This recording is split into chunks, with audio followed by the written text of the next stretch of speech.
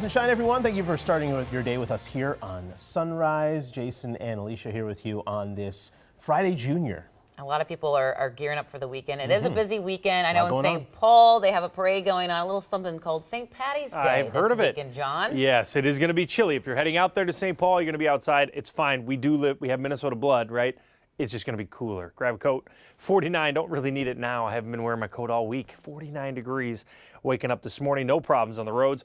There is some cooler weather to the north because there's no cloud cover. It's amazing what clouds do. 28 degrees in Bemidji, 49 here in the Twin Cities. This system is very close to us. You can see some rain ongoing right now just south of Faribault. It's pretty light down on 35 and in Rochester. Different story. This low is creating severe weather. That is a severe thunderstorm watch until noon for parts of Illinois. So again, we're talking about how this is impacting us, and it will eventually drop our temperature, just not this in your forecast. Have a live look here of Highway 62 westbound right at 43rd Ave. You see Highway 62 looking very good, but right here on this overlook bridge, we see a stalled school bus right there. So if you're going on 43rd Avenue, be aware of that bus there. But otherwise, things across the metro looking very good this morning. I'm not tracking any crashes right now. I'll have other looks around the metro and also some drive times and a look at wet roads when I see you throughout the hour. Alicia. Cece, thank you. We're just hours away from a high-stakes city council meeting that could drive Uber and Lyft out of Minneapolis. Michelle Beck is live at City Hall with more at what's at stake in today's special session. Michelle. And we are just 7 hours out from the City Council's special session on that topic. And whatever happens, we are expecting some reaction from Uber and Lyft. Those rideshare companies have been at the heart of this issue dividing city leaders. Council members passed an ordinance last week to give drivers a pay boost. Mayor Frey vetoed the plan after threats from Uber and Lyft to leave the city if it became law. Days ago, the mayor referenced a state study recommending a smaller pay boost to drivers. He fears what could happen if today the City Council votes to override his veto, which we know has enough votes to do just that. While I can't predict the future, I do believe that if the veto is overridden, and if there is not a subsequent policy that comes out through the state, that Uber and Lyft will leave the city on the effective date, which is May 1st. That has mass repercussions for people, not just in Minneapolis, but in the entire region. And both Uber and Lyft say that state study is flawed and will not comment until this session this afternoon is over. Guys. No doubt a lot of people will be watching that one very closely. Michelle Beck reporting live for us this morning. Thank you.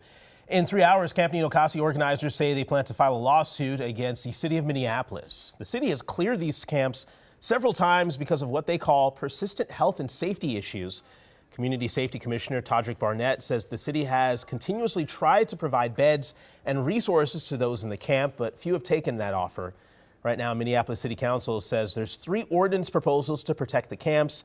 Among them, one that establishes a permit system for temporary encampments. In about 4 hours from now, the man arrested for allegedly shooting at police during a standoff in Oakdale earlier this week will make his first court appearance. 25-year-old Davian Leonte Malone of St. Paul is now facing several charges, including 2 counts of first-degree attempted murder.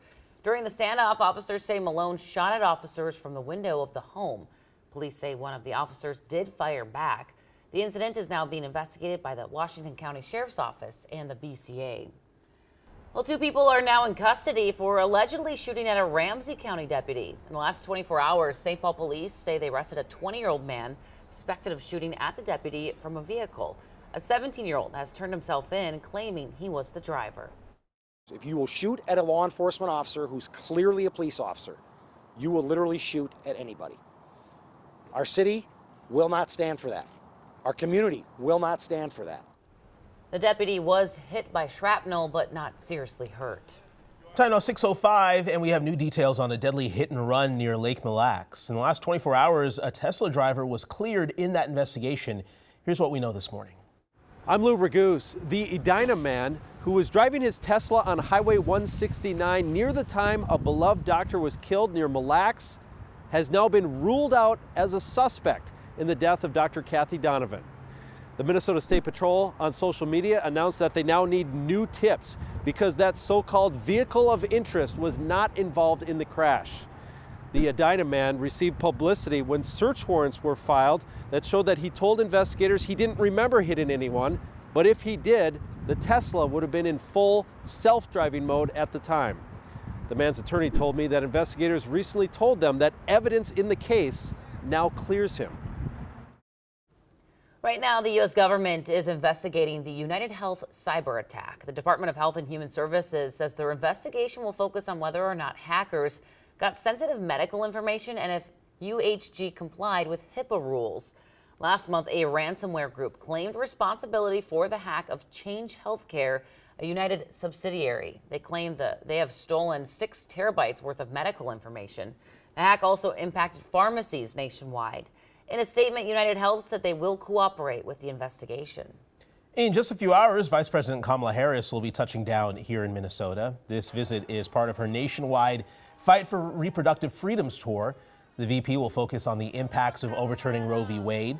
Harris is also calling on Congress to restore the protections of that case. Harris's visit comes a day after President Biden made a campaign stop over in Milwaukee, just 3 weeks out from the Wisconsin primary. The president spoke about his investments in rebuilding communities and creating good-paying jobs. Before his visit, Biden's administration announced nearly $40 million available to Milwaukee for locally led projects. Happening at 10 this morning, Governor Walz is expected to make a big announcement that could boost the local economy. We're getting word the governor will announce a new Fortune 500 company expansion in a Twin Cities suburb. Those are the only details that we have at this hour, but we will have an update online and in our noon newscast as soon as that announcement has been made.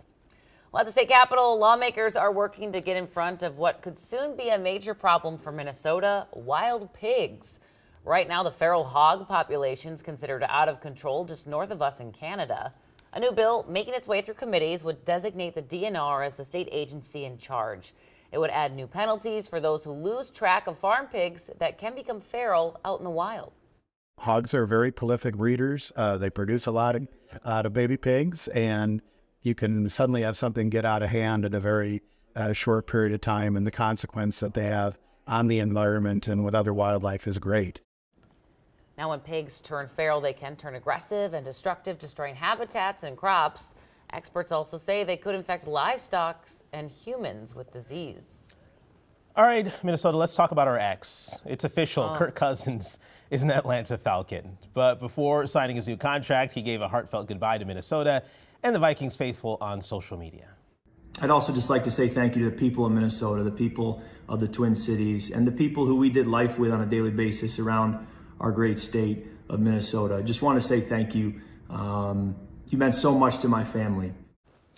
Cousins also said it was a privilege to quarterback the Minnesota Vikings and thanked the Vikings organization for all their support during his time here. Of course he's going to be the nice guy in this breakup. I hate him. I love him. Coming up in 30 minutes. Come back to us.